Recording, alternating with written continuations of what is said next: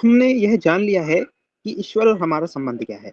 अब यह जानना होगा कि ईश्वर कौन है या ईश्वर का स्वरूप क्या है ना? तो यदि ये जानना है तो हम सबसे प्राचीनतम ग्रंथ हमारा जो हमारा धर्म का मूल है वो वेद माना जाता है ना? इस पे सभी सहमत है। सब मध्य पंथ संप्रदाय सारे की सारे इस बात से सहमत हैं कि वेद ही हमारा मूल है, वेद ही प्राचीनतम ग्रंथ है।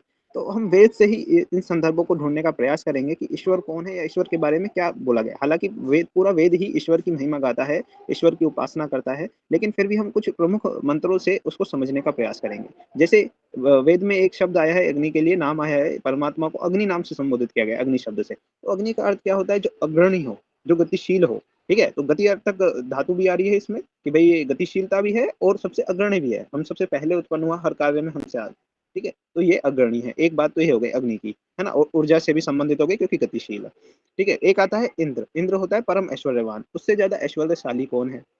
कोई नहीं हो सकता उससे ज़्यादा तो, है ना? हो सकता है लोक में ईश्वर के ये जो वेद में शब्द आते हैं, इनकी प्रेरणा से, है ना? लोक में विष्णु भी होता है, लोक में हमारा कोई मित्र इंद्र भी हो सकता है ना? शिव भी हो सकता है। तो ये प्रेरणा से लोग ले लेते हैं, इतिहास का वो अलग विषय है, लेकिन वेद में ईश्वर के लिए आया है।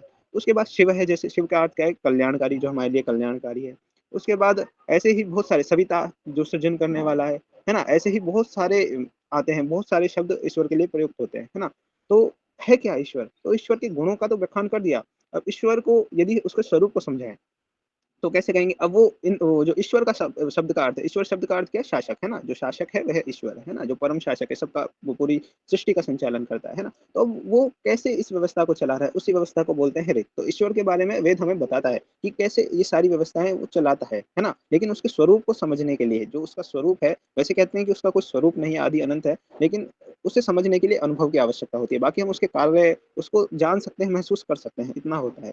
तो उसको ईश्वर कहा। तो ईश्वर कैसे है? वो ऋत की व्यवस्था बनाता है। ऋत में क्या आ जाएगा? जन्म-मरण, जितने भी ये सार्वभौमिक नियम है, सब ये ऋत के अंतर्गत आ जाएँगे। प्रलय, मतलब जो भी सृजन और विनाश दोनों चीज़ें ऋत के अंदर आ जाएँगी। तो इसके द्वारा वो अपनी व्यवस्था को चलाता है। इसके अलावा बहुत सारे मंत्र कि अग्नि हमारा पिता है, अग्नि हमारा पोषण करता है। तो ये सारी चीज़ें तो ठीक है। और इसके अलावा जैसे एक और आता है कि उसकी प्रतिमा नहीं है, यस्य न प्रतिमा आसीत्, है ना? तो उसकी प्रतिमा नहीं है, कि उसका कोई भी प्रतिमान इस संसार में नहीं है, उसकी किसी से भी तुलना नहीं की जा सकती।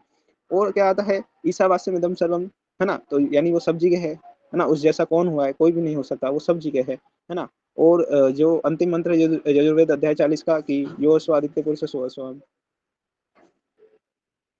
यो सो आदित्य पुरुष सो असोहम, यानी जो वह आदित्य पुरुष है वही मैं हूँ, उससे मैं अलग नहीं हूँ। ओम खम ब्रह्म, वो सब जगह व्यापक है, अनंत है, सभी जगह सब में व्याप्त है, व्यापक है। तो ये वृद्धिशील है। ये सब भाव वेद में बहुत सारे मंत्रों से लिए गए हैं। बहुत सारे मंत्र, कोई मतलब आप जिस भी जहाँ से भी वेद को खोल लेंगे वहाँ कुछ आपको ऐसा कमाल का मिल जाएगा। तो आप समझ गए होंगे कि, और बाकी हमने पुस्तक में बहुत सारे उदाहरण दिए हैं, आप वहाँ से देख सकते हैं, लेकिन उन सबका अलग से वर्णन करना कोई भी वो नहीं है। आप क्योंकि वेद पूरा ईश्वर का ही गुणगान करता है ना? ये मैंने 4-5 आपको बताया, ये पर्याप्त है अपने आप में। इनसे ही आप उसका समझ सकते हैं कि किस प्रकार वो व्यवस्थाएँ बनाता है। उसी ने ही सबसे पहले मनस्वियों को उत्पन्न किया, इंद्र सूक्त का प्रथम मंत्र, उसने ही पृथ्वी को दृढ़ किया, उसने ही पर्वतों को रमणीय बनाया। सब कुछ उसी के द्वारा हो रहा है ना? तो ये, और वह सबको देख रहा है ना? सहस्त्र शीर्षा, है ना? सहस्त्र पुरुषा वो आता है ना मंत्र, है ना? सहस्त्र शीर्षा, सहस्त्राक्ष, सहस्त्रपाद, है ना? तो मतलब बहुत सारी आँखें, बहुत सारी उसके नेत्र हैं, बहुत सारे उसके, मतलब वो हम सबके द्वारा ही देख रहा है। सहस्त्राक्ष, है ना? बहुत सारी आँखें हैं उसकी। सहस्त्रपाद, हमारे द्वारा गतिशील है ना? हम हमसे गतिशील है, मतलब कुछ भी कह सकते हैं, है ना? कि